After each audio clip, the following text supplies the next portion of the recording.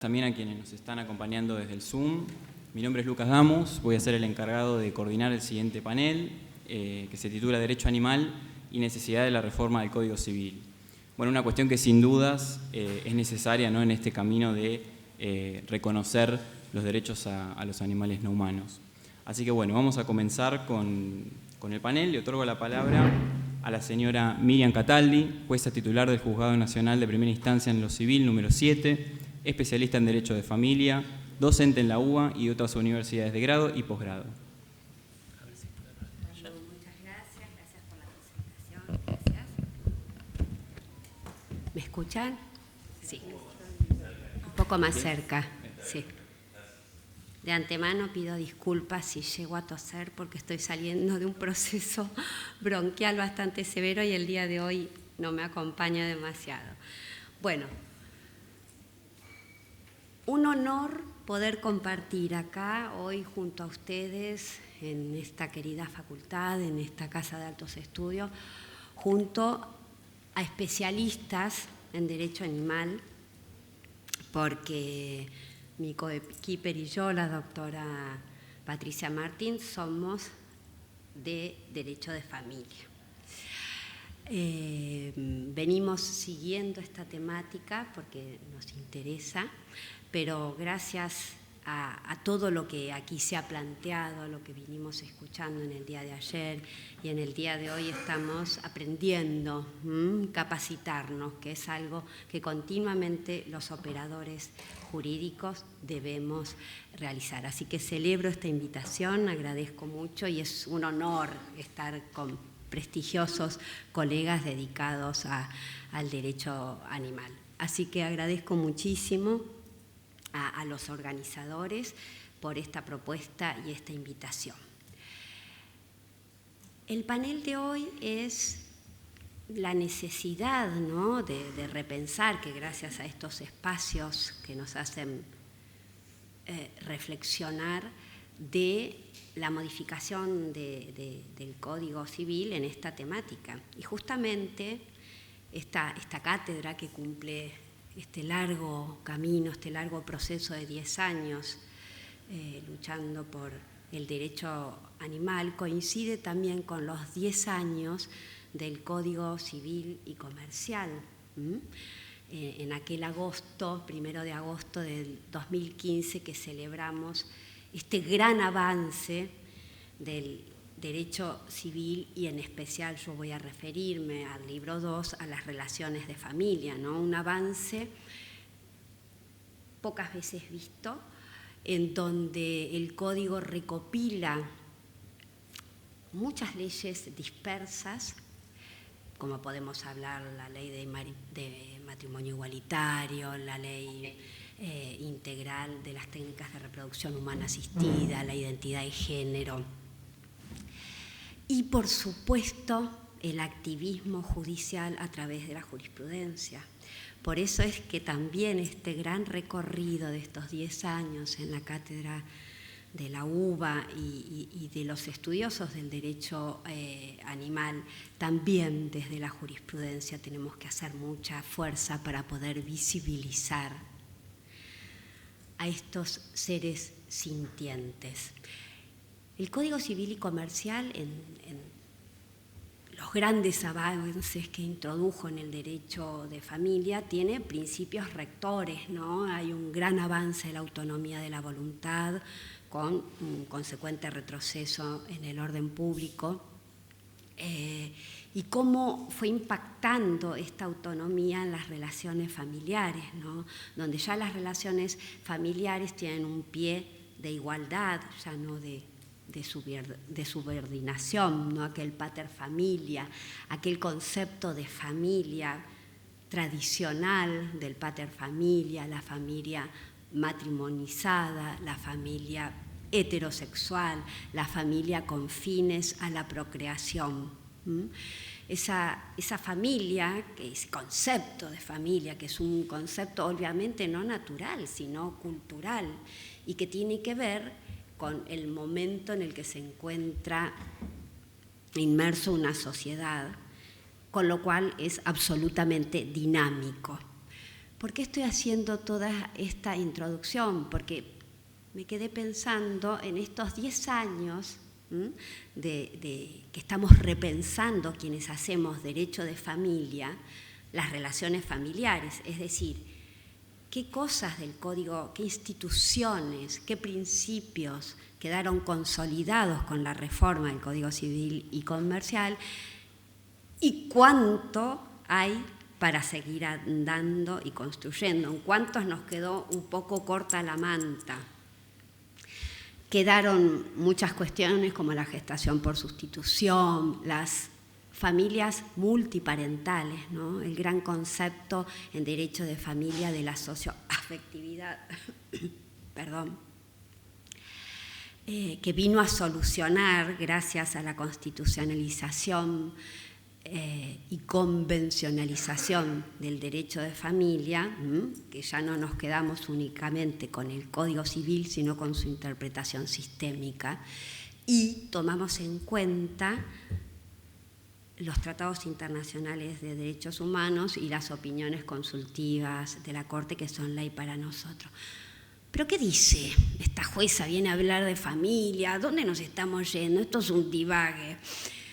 Esta introducción la quiero hacer porque mi pensamiento fue: ¿por qué nos han invitado a nosotros en el derecho de familia a participar de estas importantísimas jornadas? ¿Qué venimos a hacer acá?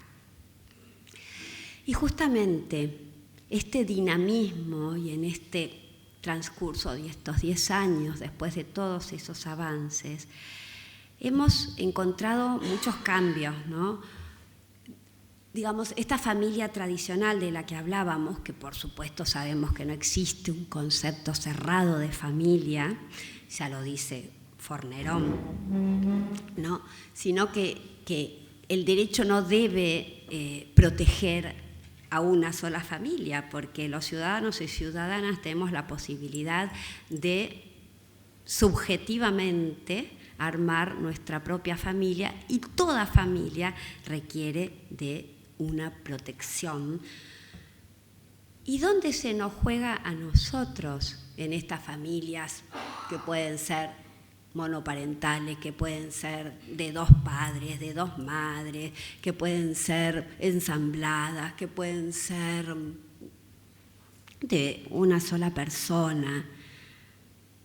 Empezaron muy despacito, y en la experiencia de nuestro juzgado tenemos un caso de que integrantes de estas familias que, según el mandato constitucional y convencional, no hay un concepto cerrado y que todo tipo de familia requiere protección, ¿por qué no pensar en la familia multiespecie?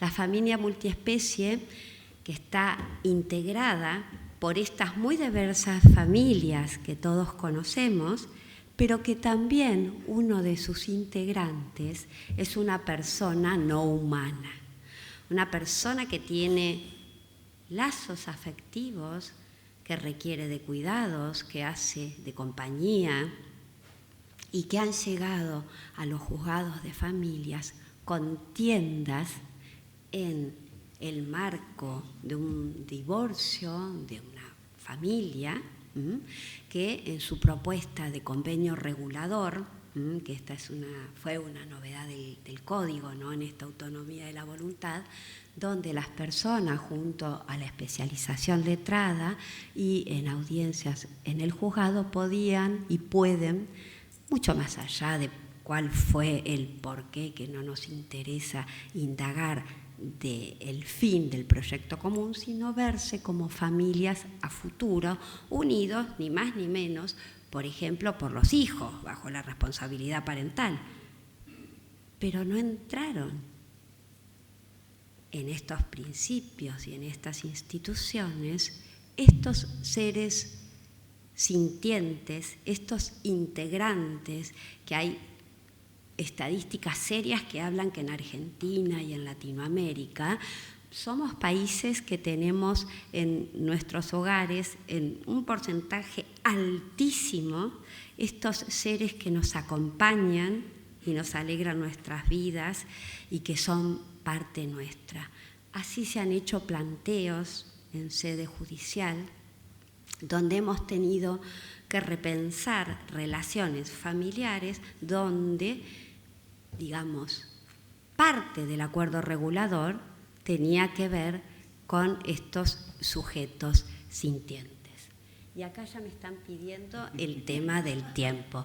Entonces, hecha, muchas gracias, toda esta introducción que quería, digamos, hacer una introducción de cómo llegamos hoy a compartir aquí con ustedes y la necesidad en el derecho de familia y la imperiosa necesidad de, en la reforma, poder introducir a estos seres sintientes que no son cosas sin lugar a dudas y que aún así están como en el sistema viejo del Código Velezano, la necesidad de, en estas nuevas conformaciones familiares, donde todos cambian y donde el derecho viene siempre un pasito rezagado, pero es a quienes quiere contener y regular sus relaciones. Esto está llegando, tenemos que hacer mucha fuerza desde el activismo judicial, tenemos que aprender de todos estos colegas que hacen años que vienen estudiando, porque me imagino que la reforma es dificilísima, ¿no? Este sujeto de derecho, cuáles van a ser los institutos, cómo es la legitimación activa, porque imaginémonos, estas personas no humanas, sujetos de protección y ejercicio de derecho, nos necesitan a nosotros, a los sujetos humanos, para poder llevar a cabo y hacer sus peticiones y sus acciones, ¿no? Me imagino que es dificilísimo la tarea que se viene. Entonces, le cedo la palabra a la doctora Patricia Martín para compartir junto a ustedes con un caso que hemos resuelto en el juzgado y que nos pareció importante traerlos y contarles cómo va. Muchas gracias. Muchas gracias. Muchas gracias, doctora. Ahora sí, la señora Patricia Martín, secretaria del Juzgado Nacional número 7. ¿Cómo les va? Muchas buenas tardes. Bueno, yo también muy contenta y muy agradecida de estar acá. Le agradezco a la doctora María de las Victorias González Silvano y María José Domínguez Cedreira que nos invitaron especialmente. El motivo, sí, más cerca.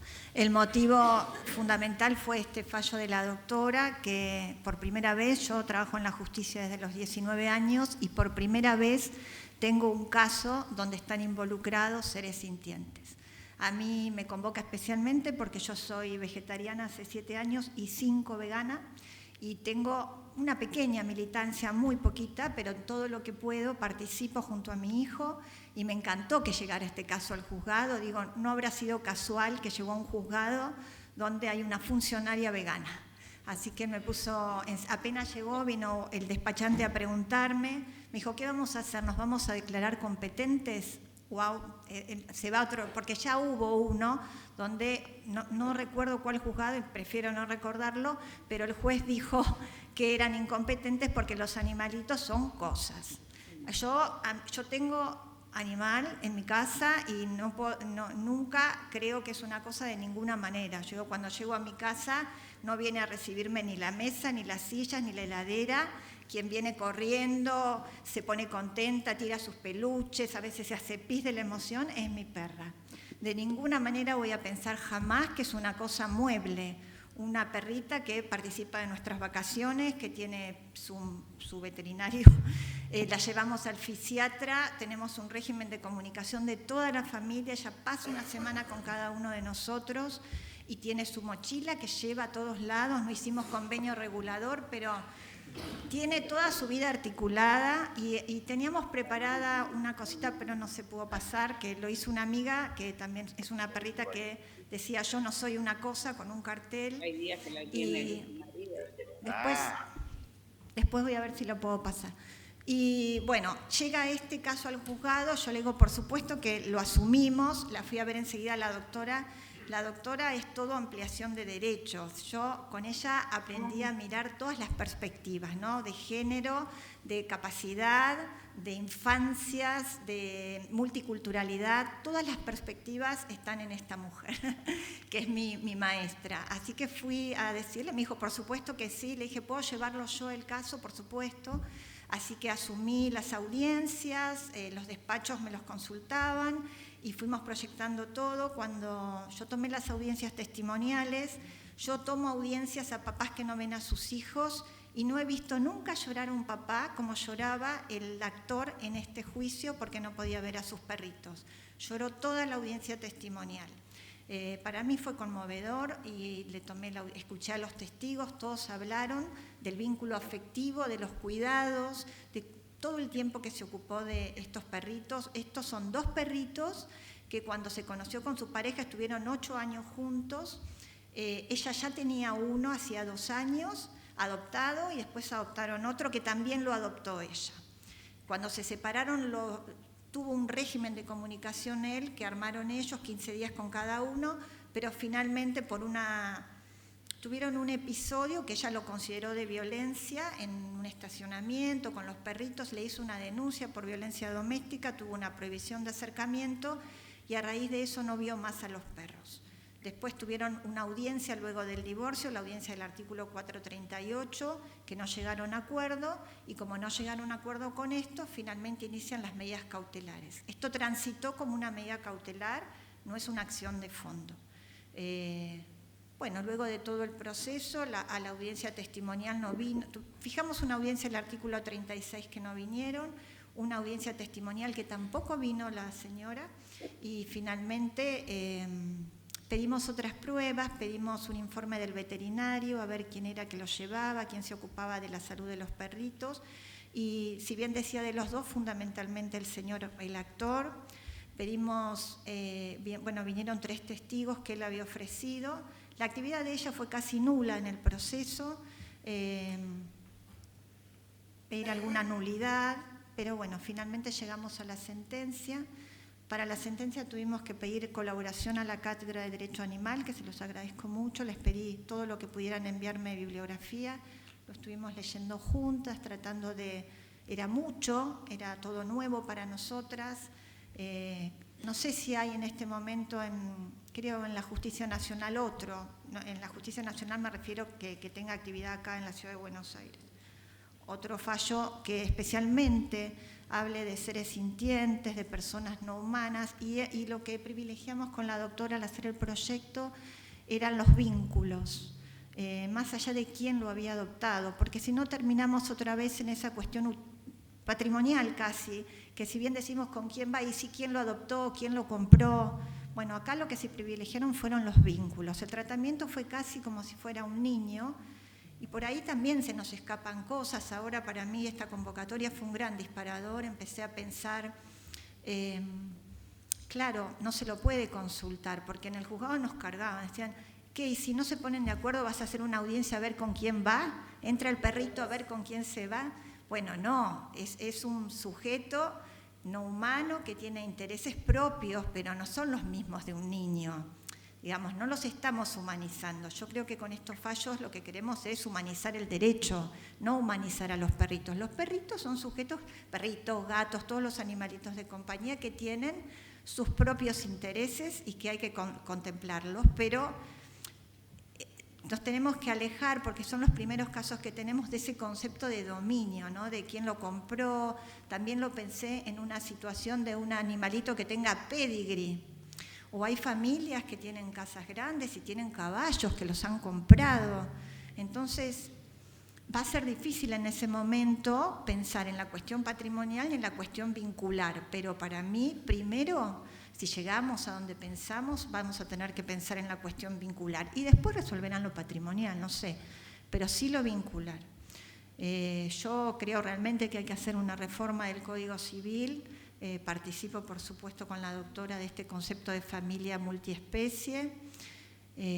La reforma tendría que incorporarlos como seres sintientes y, por supuesto, que puedan estar dentro, regular sobre ellos en un convenio regulador o en los efectos del divorcio.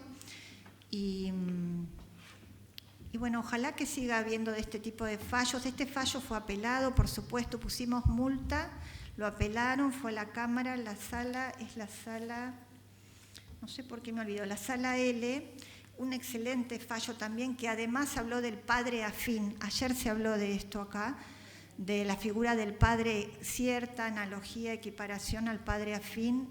También la sala, excelente el fallo de la sala, contempló todas las aristas, porque acá también estaba la perspectiva de género, ¿no? Ella había hecho una denuncia por violencia familiar y eso era algo que pesaba, pero nosotros armamos con otro adulto útil, que era primero la mamá del actor, después el papá, después un amigo, alguien que fuera a buscar a los perros y los trajera, pero no hubo caso, nunca más los vio, los perritos salieron del país, están en otro país, no, gracias.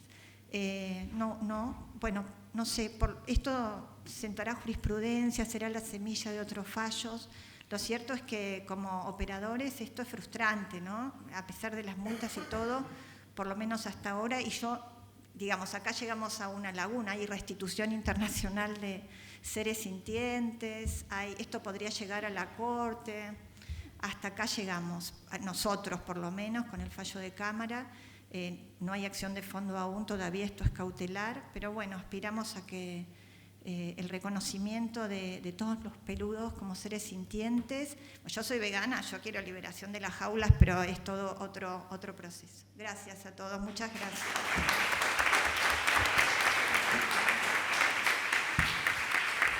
Muchas gracias. Bueno, ahora es momento de Vicente de Paula Taide Jr., que es juez y especialista en derecho animal en Brasil. Es un líder en la evolución de la percepción de los animales como sujetos de derecho, destacando la posibilidad de que sean demandantes en procesos judiciales. Además es miembro de varias organizaciones legales y de la Comisión de Derecho Socioambiental de la Asociación de Jueces Federales de Brasil. Vicente, por favor. Buenas noches a todos y todas.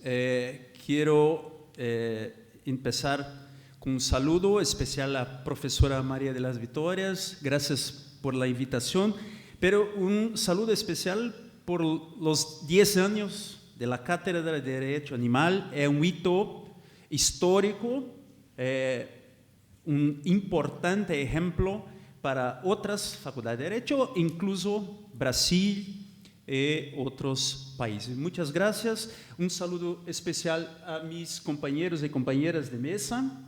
Bueno, voy a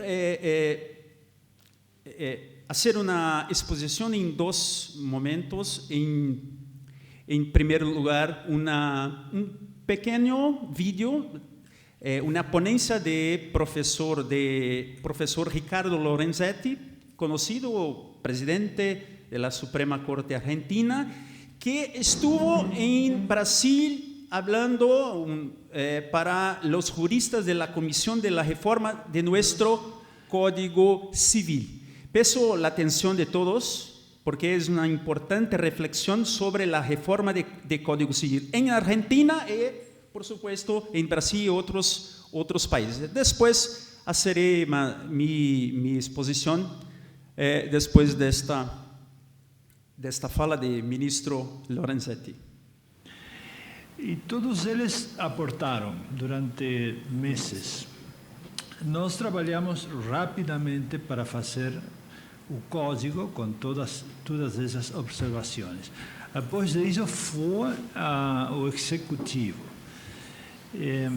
No campo do executivo eles fizeram algumas modificações bastante controversiais e isso foi para o Congresso. No Congresso organizou uma comissão bicameral, Senado e deputados. Nessa comissão bicameral chamou audiências públicas em todo o país, com distintas regiões, e em cada uma dessas audiências públicas, por exemplo, participantes dos povos originários, perspectiva de gênero, organizações feministas, todo mundo iam e falavam da frente dessa comissão bicameral política.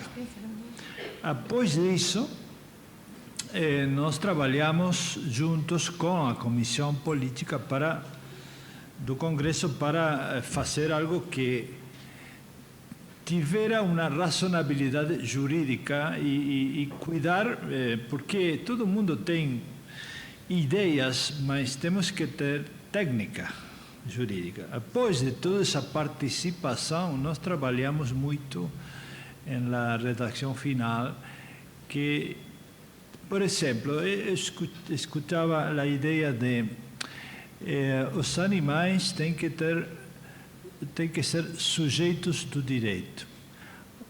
Todos nós estamos de acordo com a proteção dos animais, dos rios. Um problema diferente é a metodologia. São sujeitos de direito? É necessário, porque se nós dissemos que são sujeitos de direito dos animais, também os rios, por exemplo, a Corte de Colômbia. Ora, se é uma inundação, vamos a reclamar os danos contra o rio, porque também, se são personalidade jurídica, tem deveres, responsabilidades, os animais também. Então, o problema dogmático é necessário, ou o que nós precisamos é uma legitimação ampla para a proteção dos animais, dos rios. Na Argentina, tivemos esse debate. E nós temos agora já, não somente no Código, mas também na jurisprudência da Corte Suprema, eu acho que a mesma coisa é aqui, são bens coletivos. E temos uma ampla legitimação para a proteção dos animais, biodiversidade, todo mundo pode plantear. O que acontece nos países, por exemplo, Equador ou Bolívia, que são sujeitos do direito, e tem menos proteção que aqui. Não é um problema declarativo, é um problema, todos estamos de acordo com a proteção, mas temos que ter dogmática jurídica que funcione dentro de um sistema, porque não podemos modificar todo um sistema, porque todo mundo vai querer sujeito de direito de uma, de outra. É um problema que desarma o sistema. Então, a participação pública é muito boa e importante. Como disse a professora Aida, nós tivemos muitas reuniões. Gracias. Bueno, yo estuve en esta audiencia en Congreso brasileño cuando fue invitado el profesor Ricardo Lorenzetti y me parece esta es la cuestión central que todos nosotros tenemos que enfrentar. Los animales necesitan derechos. Esta respuesta que nosotros tenemos que construir colectivamente para ellos, para los civilistas, para todos aquellos que tienen la responsabilidad por la reforma de las leyes. Y siempre esta cuestión retorna. Mas animales precisan de derechos. Las leyes de protección del bienestar animal no son suficientes para proteger eficazmente los animales. Bueno, ahora voy a leer mi exposición con una reflexión a partir de la ponencia del profesor Lorenzetti. Tuve el honor de integrar, por designación del Ministerio de Medio Ambiente y Cambio Climático de la República Federativa de Brasil, en calidad de miembro consultor para derechos animales, la comisión de juristas encargada de revisar y actualizar el Código Civil brasileño, la cual presentó sus propuestas al Senado Federal en 17 de abril de 2024. Estas propuestas se materializaron en el proyecto de ley del Senado número 4 de 2025. Resultó el efecto excepcional que un jurista especializado en derecho animal fuera admitido en una comisión para reformar el Código Civil, que cuenta en Brasil con poco más de 20 años de vigencia. A lo largo de todo el proceso que pude acompañar, desde la instalación de la Comisión de Juristas hasta la presentación del proyecto de ley de reforma del Código Civil, se hizo evidente la tendencia de los civilistas brasileños a reconocer que los animales ya no pueden más ser simplemente equiparados a cosas inanimadas o a meros bienes muebles, dado que se tratan de seres vivos sintientes. Esta tendencia sigue el camino de las reformas de códigos civiles europeos desde finales del siglo XX, algunos modificados para declarar que, entre comillas, los animales no son cosas. Austria, Alemania, Suiza y Países Bajos. Y otros países europeos para definir, entre comillas, los animales son seres vivos dotados de sensibilidad. Francia, Portugal, España, Bélgica. Sin embargo, en todas estas reformas se sigue aplicando a los animales de manera más o menos transitoria y subsidiaria el régimen jurídico de las cosas o de bienes muebles. Esto significa que las reformas de los códigos civiles europeos no cambiaron la naturaleza jurídica de los animales para convertirlos en sujetos de derechos. Continuaron tratando a los animales como bienes o cosas, aunque de naturaleza especial, dada su sintiencia y por tanto su capacidad de sentir y sufrir. Esta concepción civilista contemporánea en relación con los animales ha venido inspirando los procesos de reforma de códigos civiles de otros países, incluso Brasil, donde ya se declaró en uno de los informes iniciales de la mencionada Comisión de Juristas que fue la reforma del Código Civil portugués de 2017, la que sirvió de inspiración para proponer una nueva naturaleza jurídica para los animales. De esta forma, la tendencia de las reformas sigue siendo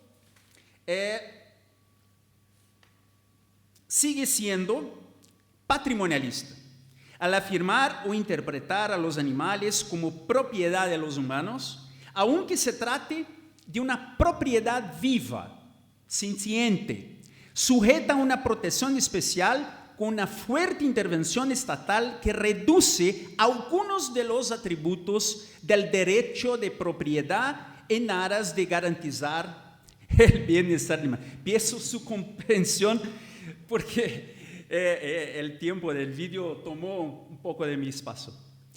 Según esta concepción, en el ejercicio del derecho de propiedad sobre el animal, el propietario puede usarlo, disfrutarlo, reivindicarlo y disponer de él, pero no puede, como dispone el artículo 1305A.3 del Código Civil portugués, entre comillas, sin motivo legítimo infligir dolor, sufrimiento o cualquier otro maltrato que resulte en sufrimiento injustificado, abandono o muerte. La cuestión que se plantea entonces es: ¿sería suficiente para la efectiva protección de los animales esta naturaleza jurídica de propiedad especial? En contrapartida, retomando las palabras del ministro Ricardo Lorenzetti, ¿necesitan los animales derechos para ser protegidos de manera efectiva? Bueno, en primer lugar, debe entenderse que la noción de derecho animal, como disciplina científicamente autónoma, requiere necesariamente la consideración de los animales como sujetos de derechos, como titulares de un repertorio mínimo de derechos fundamentales. Sin derechos para los animales no existe derecho animal. Podría afirmarse en una primera aproximación que los animales necesitan derechos porque son seres vivos sintientes, solo. Pero ese hecho es necesario, pero no es suficiente para justificar los derechos animales, ya que está presente en la base de las propias teorías patrimonialistas. Las teorías patrimonialistas dicen eso. Sí, animales son seres vivos sentientes. Entonces, bastan las leyes de protección especial. Un minuto. Lo que las teorías patrimonialistas ocultan es que el ejercicio abusivo del derecho de propiedad sobre los animales no es la excepción, es la regla. En general, las leyes de protección del bienestar animal son cosméticas, simbólicas o de baja eficacia, especialmente en relación con los animales hipervulnerables, es decir, aquellos explotados económicamente por la ganadería, la pesca o incluso la ciencia, ocultando que este derecho abusivo de propiedad se ejerce con estímulos, fomentos y regulaciones estatales.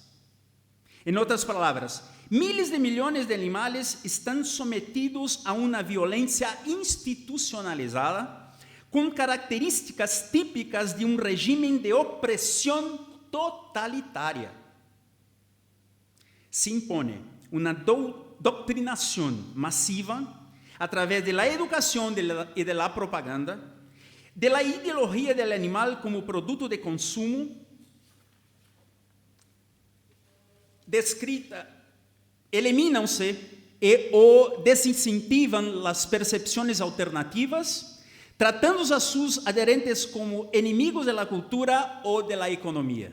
Las víctimas, los animales, son invisibilizadas y privadas de personalidad jurídica, volviéndose usables, abusables, descartables y reemplazables, naturalizando así en el día a día la violencia y la presión contra ellos. Ciertamente, para este auditorio instruido y consciente de esta realidad, no es necesario abundar de ejemplos sobre cómo funciona este régimen totalitario que instrumentaliza cotidianamente los cuerpos animales y vulnera sus espíritus con dolor y sufrimiento. Los animales necesitan derechos porque la atribución de derechos sigue siendo la forma civilizada de enfrentar esta violencia totalitaria. Atribuir derechos es descosificar, es hacer que el derecho que el sujeto sea importante en sí mismo, no solo porque sirve a propósitos humanos. El sujeto de derechos no se somete al derecho de propiedad ajeno, regular o abusivo, debido a la dignidad que lo caracteriza. El derecho animal es, por tanto, una verdadera terapia de choque contra el sistema institucionalizado de opresión de los animales. Entre comillas, una situación de Eugenio Raúl Zaffaroni. Es incuestionable el paralelo entre la abolición jurídica de la esclavitud y este avance animalista.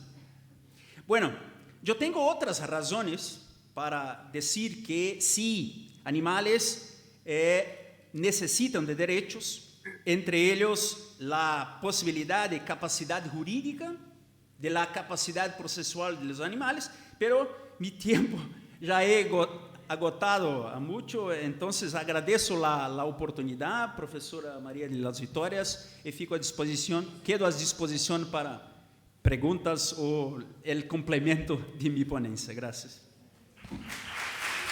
Muchas gracias, doctor.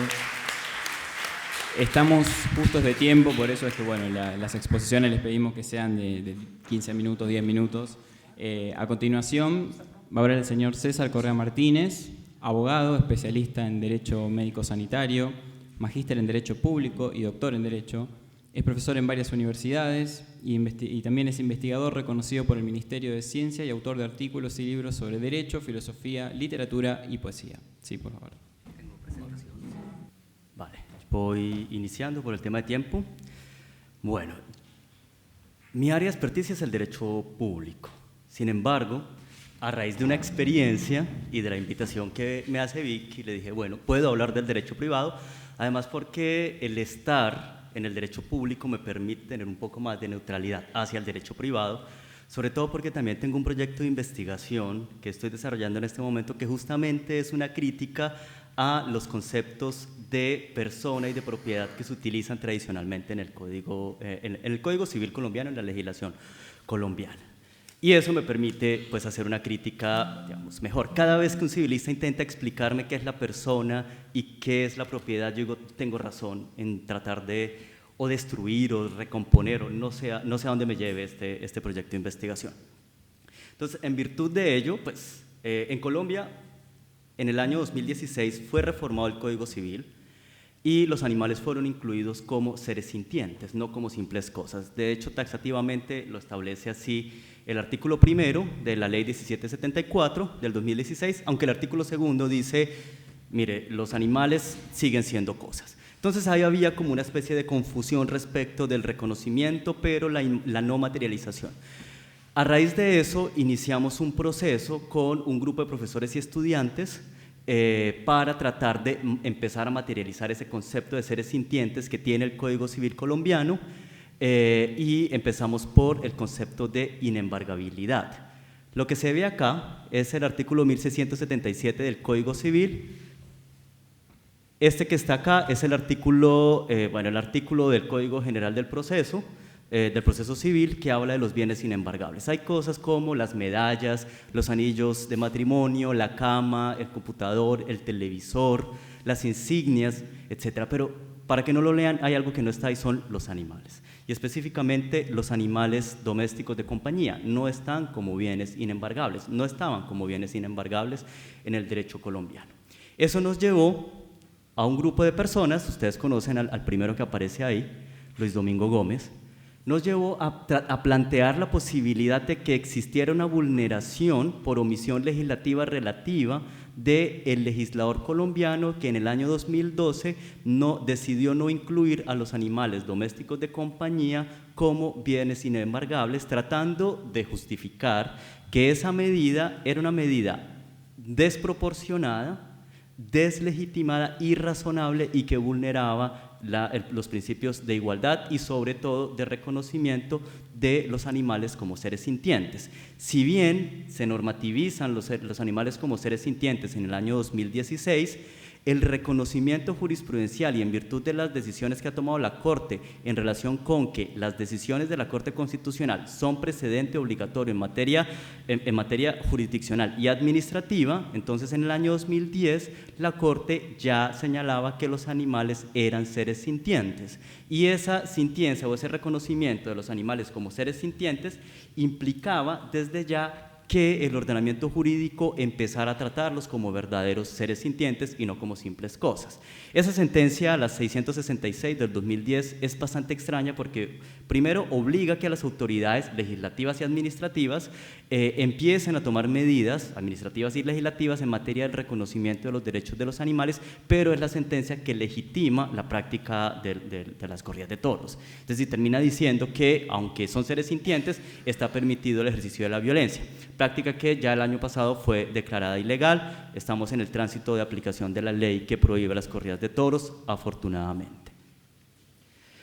Entonces, ¿qué hicimos? Plantear un cargo único para tratar de materializar ese concepto de sintiencia que ya tiene el Código Civil colombiano a partir de decirle a la Corte Constitucional, mire, el legislador colombiano omitió un deber y era el deber de legislar. Y esa omisión de deber, que además es decirle al legislador, usted debió haber hecho esto y no lo hizo, ¿no? Y aquí hay algo porque fue un debate que tuvimos con la Corte Constitucional y era hasta qué punto esa omisión de incluir a los animales como animales domésticos de compañía como bienes inembargables era una omisión relativa o una omisión absoluta. Porque de haber sido una omisión absoluta, no podíamos acudir al juicio de constitucionalidad o de control abstracto de constitucionalidad para plantearle esta cuestión a la Corte Constitucional. Incluso la Corte Constitucional nos devuelve la demanda y nos dice, usted no me ha convencido a mí de que se trate de una omisión relativa. La omisión absoluta es básicamente que no se ha legislado sobre la materia. Y por lo tanto, en virtud del poder y la voluntad que tiene el legislador de legislar sobre lo que él quiera, siempre y cuando esté dentro del marco constitucional, pues no se le puede obligar. Pero cuando es relativa, implica que en lo que ha legislado hay un desconocimiento parcial de algún deber, y eso fue lo que nosotros le planteamos a la Corte Constitucional. Ahora bien, en relación con ese deber, lo que hicimos fue tratar de demostrar, primero, que sobre el embargo, que tiene dos finalidades: una, asegurar el cumplimiento de una deuda, y la segunda, sacar del comercio un bien, pues dijimos las dos incumplen con el juicio de proporcionalidad que debe estar presente en los análisis de los animales en relación con los deberes de protección que tiene la Constitución colombiana y que ha reconocido la Corte Constitucional. Y lo otro, que la verdad es que había una razón oculta, y era tratar de que la Corte se refiriera a la familia multiespecie.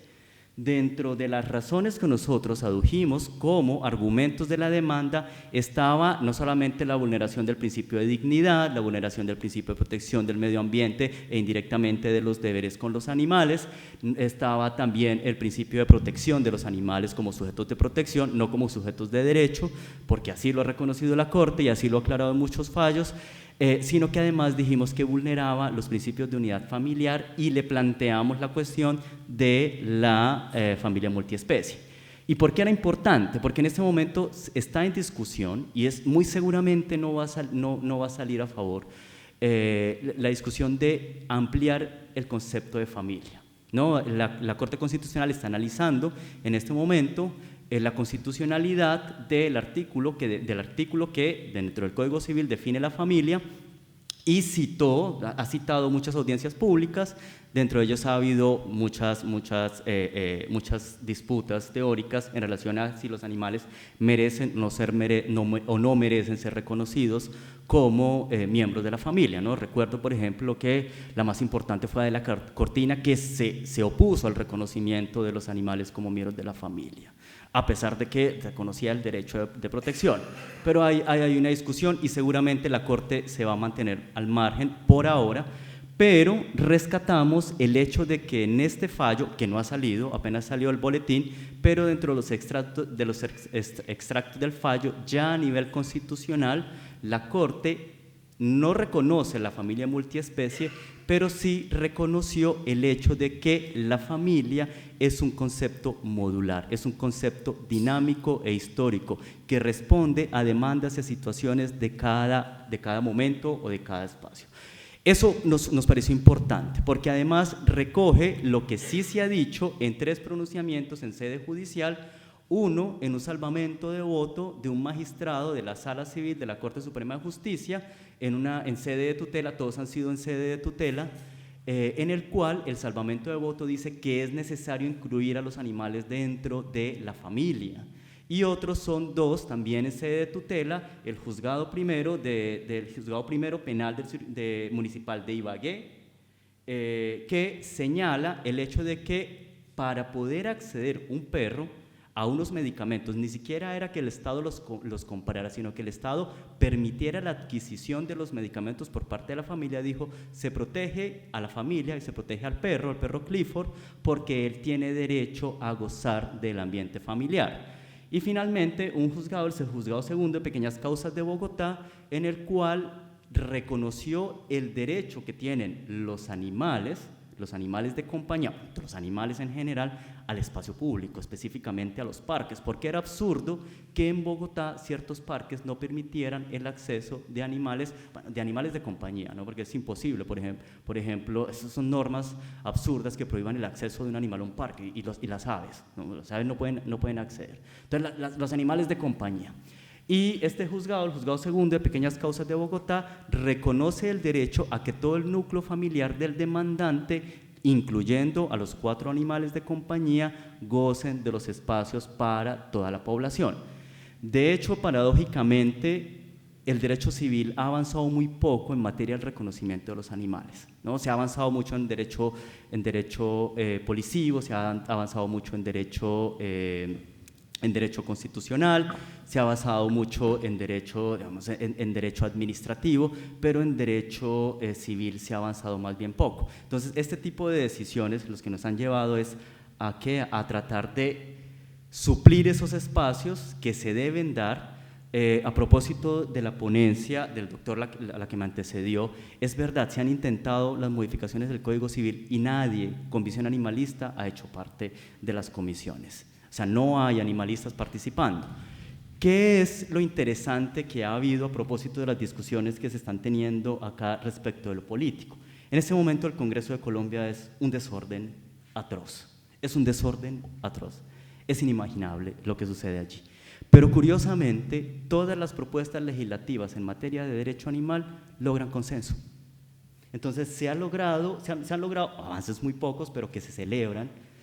Por ejemplo, se logró la reglamentación para limitar la utilización de animales de vigilancia, ¿no? Se aumentaron las penas y se disminuyeron los procedimientos para la sanción policiva y penal del delito de violencia. Se amplió el espectro del delito de violencia y así, o sea, es decir, está sucediendo algo muy interesante a nivel político y es que pareciera ser que la causa animal es la única que está poniendo de acuerdo en Colombia y eso lo celebro, por lo que vi ayer en las exposiciones, lo celebro a los congresistas que en lo demás no se pueden ni ver. ¿Vale? Muchas gracias, Vicky, muchas gracias. Si me invitas 20 veces, 21 veces estoy aquí en la U. Y a todos y a todas, muchas gracias.